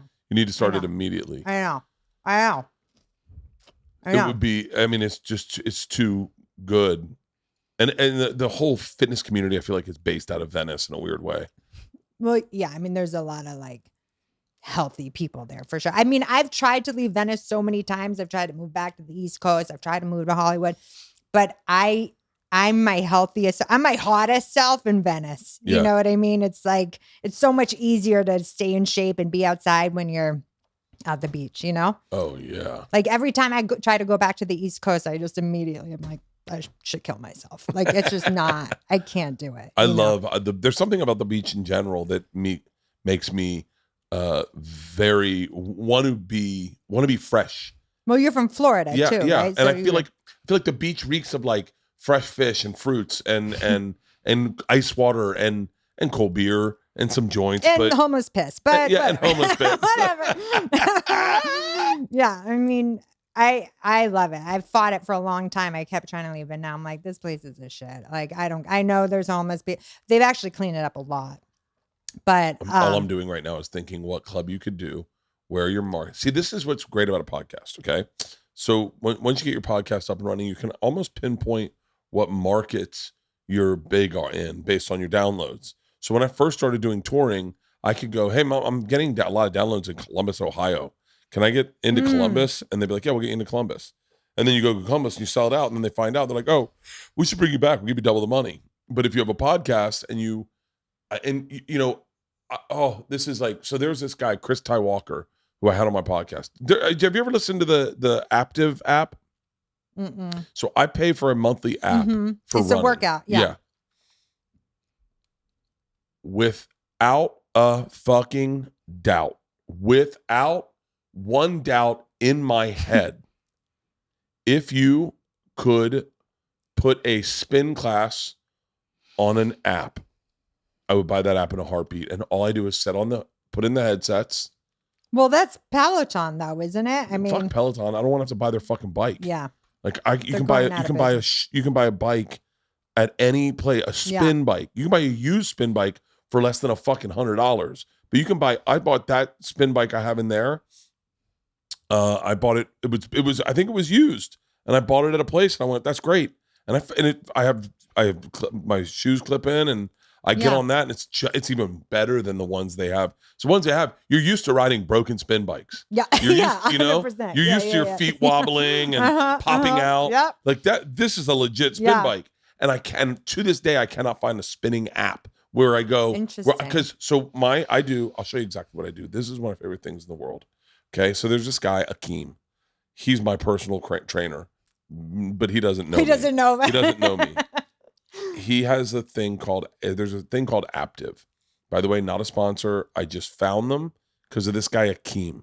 So I wanted to do this with this guy Chris Ty Walker. He taught at Barry's boot camps, and I brought him in for a podcast. But the podcast was he was going to train me, and so we did an interview. We talked, and then he got me on the treadmill and took me through his. He was an elite runner and all growing up. So he had great running workouts. And so we did it on the podcast. And then I told people, well, you try it. But the problem was it was just such an intense fucking workout. It was too hard, yeah. No one could do it. Yeah. And I ended up breaking my treadmill that day doing the workout with him. So this is Akeem's thing. So it's I hit treadmill, and then I filter out all the other coaches. I just do Akeem because I don't know if something about his voice that I like. And I like sprinting. I like sprinting and then walking, sprinting and then Mhm. walking. Some of them are because you're like, all or nothing, baby. yeah. So I do his thing, and it's 29 minutes, and it's on the treadmill, and I fucking love it. Yeah. There's everything I love about it. Yeah. And He's so, your boy. but I there's the possibilities in this space are completely untapped in the podcasting market. Well, I like the idea you were saying about the event thing, because there are like those fitness influencers who like do like a weekend with so-and-so at a convention space. But yeah, I mean, it would be fun to sort of, that would be really fun. I'm looking at your business model going like, this is genius. I mean, I wouldn't go that far. I would love jumpstart your life with Stasia, and we go out to like fucking, you get a deal at some fucking place that has an off weekend. We all get out there. Meals are do it in a comedy club. That would be. I actually was thinking during quarantine, I was like, I should film some workout videos in the belly room, because it was like originally designed for women working out jokes, you know? So I was like, how funny would it be? Yeah. It was me just like, and like a bunch of comedians like doing a like Jane Fonda workout video just in the belly room. Yeah. That'd be cool. Well, that would be cool to do that in a comedy club though. But they would have to clear out the chairs. You could do it at Stand Up Live in Tempe, or in Scottsdale. I think it's Scottsdale or Tempe, wherever the fuck. Phoenix. Stand Up Live has got plenty of space. You could do it in so many fucking places. Do it up in Oxnard. And just have like comedians do time like up front. I mean, you could have like an opening act. Oh no, that's a great idea. Yeah, you have everyone comes in, and you have everyone's just getting ready. It's almost like a yoga class. They're sitting in child's pose or whatever. Yeah, and on their someone's mat. just doing someone's time. Doing things. But the fun thing is, you've got your two openers who are you can get one bigger, of my girls. Yeah, you can get bigger comics. You know, Laura would do it. Yeah. And then they do the class with you on stage. Yeah. So like they're remember the behind the people. Yes, my backup dancer. Yeah, you'd watch the black dude in Jane Fonda's workout and be like, he's doing all the modifications. Doing all the modifications. Yes, that's such a good idea. That would be fucking great. And then get like a real film crew to film it. And I would do one with you. I would do one. That'd be so fun. We can set it up very easy. We can set it up very, very easy. We can do Brea or Irvine or Oxnard, any ones that are drivable. And you blast out a newsletter. The Improv will take care of it. I'll be attached. I'll come and do it with you. Is Laura out in Austin now? No, you got two great comics. You got two great comics to open for you. Right? That's such a good idea. We'll open for you, and then we'll be on stage with you. We'll have our mats on stage with you. We'll do the full workout with you. That would be amazing. And we'll get you a great, that'll be fucking And have awesome. like a DJ. You know what I mean? Like turn it into a whole party. Oh my God. Fun. Oh my God. So fun. Can I tell you, this makes me want to, now I go, I wish, because I would love to take your spin class. Like, I bet your spin class is fucking awesome. It was. I bet this is like such a great fucking fun thing. And then by the way, at the end of the show, we all go to the bar. Hey, get a few Diet Cokes for me, baby. That's great. I'm gonna plan it. We're gonna do it. All right, that would be fucking amazing. I'm gonna set it up. I want to do it in. We'll talk more after this, but I want to do it. That would be fun. Maybe do you think the store would be down? I'm sure the store would be down. That would be. Well, the fun part is you can do it in the day. Right. So you're not taking away from ticket sales. I used to do this thing. Called. You could do it in the day. You could do it every fucking day of the weekend. Oh my God! You know what's fucking genius about this? Repeat customers. No one comes and sees you. Some big fans will come Thursday, Friday, they Saturday. don't want to see the same material. You'll have people go, hey, let's go back tomorrow. That was funny shit. Yeah. Let's go back tomorrow. Yeah. You're so smart. You could do Saturday, Sunday at the fucking Brea Improv. Oh my God, that's such a good idea, dude. Yeah. All you got to do is we move tables out to the outside. What's ticket prices? Got to be ticket price. I mean, you look at what the fuck they charge for a workout sell class. Merch there. You're getting sell your merch plus School of Thought merch. Just sell your merch.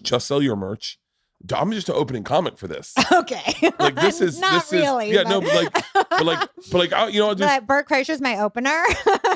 I got some material I want to work on. I got workout material too. That's the best. Is everyone has workout material. Yes, I mean Laura's whole all her material right now is about losing weight, or not all, but like she has a bunch about losing weight. That would be so. And like my goal is for all these female comedians to have to stop saying they're fat on stage. You know, there are so many female comics that would love to be a part of this. Yeah, I mean, you could do a tour. You could do a tour, and you could do it. You could do a tour. You could say to Laura, you do the nights, I'll do the mornings. Let me open for you at night. You come in the mornings. We're gonna work you out, keep you in shape, and, we're talking double the fucking money immediately. And you're talking about you go in do Thursday night, and you're like, hey, just if you guys want to work out, we're working out at the club Friday, Saturday noon. Yeah, sleep in. Nooner. It's going to be perfect. Yeah.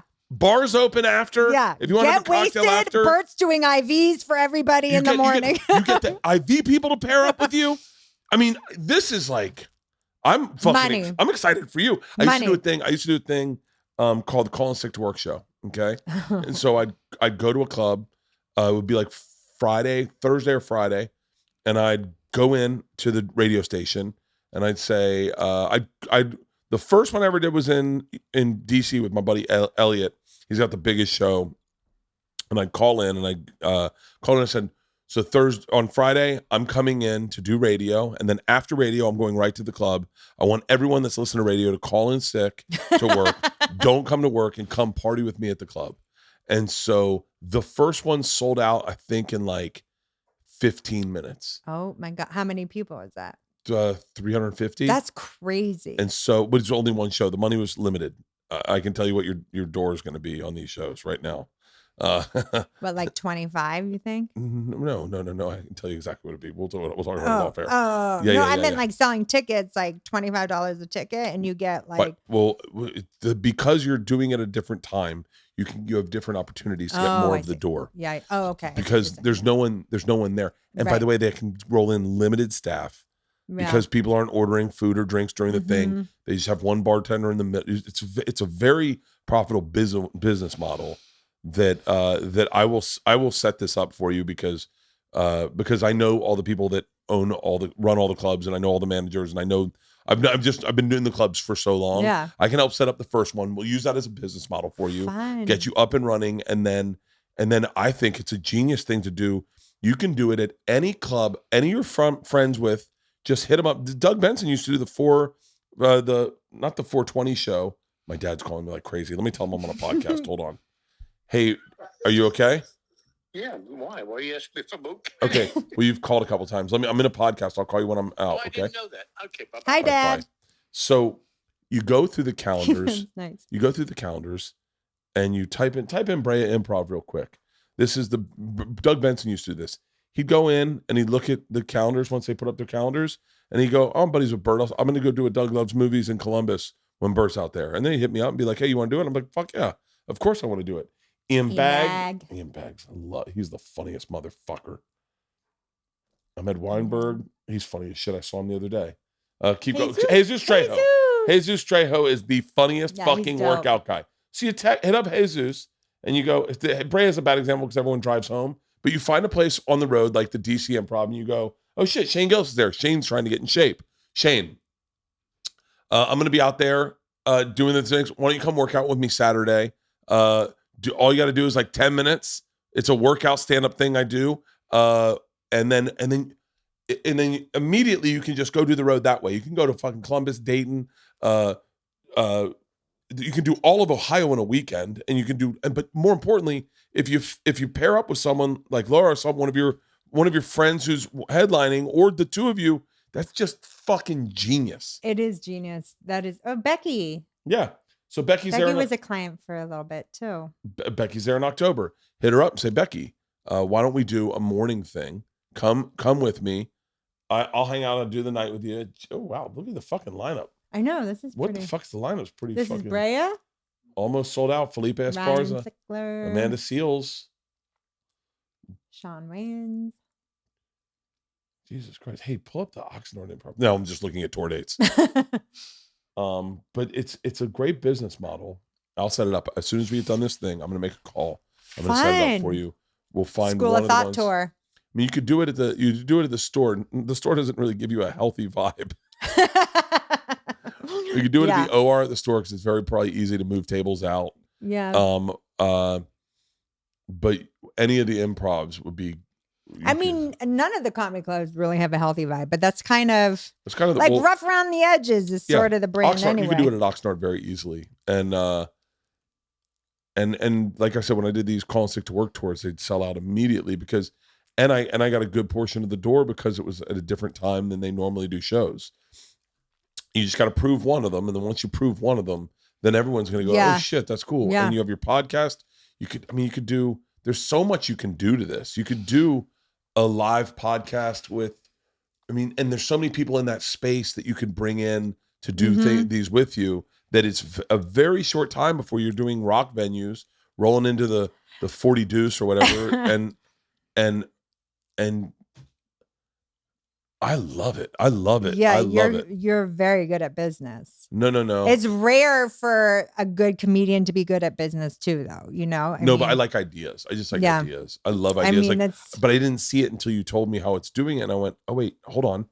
This is there's a podcast called Come Town. Have you ever heard of it? No. Oh, they're fucking hilarious. They're fucking hilarious. Fucking hilarious. And so, but they're the first ones that started doing Patreon where I could really wrap my head around it. And I went, whoa. And then I saw how much they were making. And I went, well, yeah, Tim Dillon's making like over $200,000 a month. Yeah, Tim Dillon's Come Town is fucking hilarious. Who does it? It's Nick Stavros and who is it? Nick Stavros and fucking god damn it. I'm sorry, I'm drawing a blank. Come down. Yeah. But they're fucking hilarious. Yeah, and then we could live stream it too. And like sell tickets to live stream it.